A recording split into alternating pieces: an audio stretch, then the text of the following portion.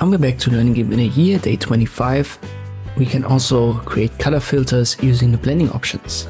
Let us, for example, go to File and we open one of the images that we've used recently. Let me just call that Original.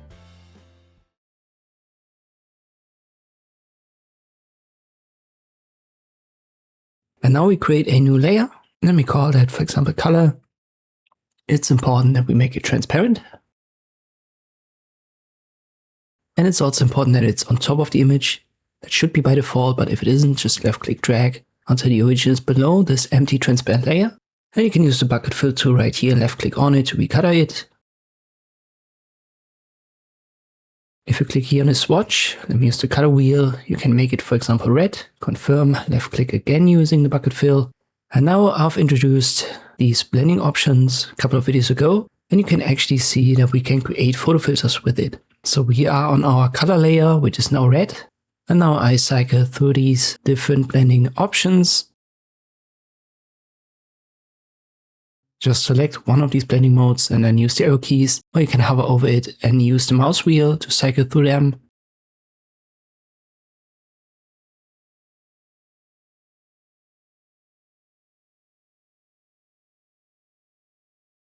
And you can see some create very interesting results. For example here, HSV saturation, and others will just give you the color that you've got on this layer and then basically layer it over the original photo.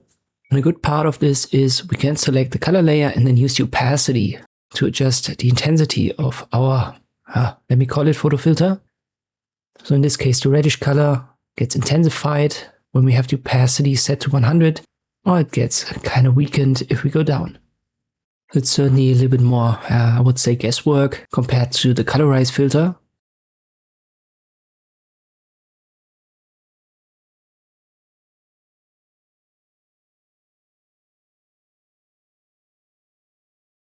Let me change the color here to blue, and you can see this works for every color.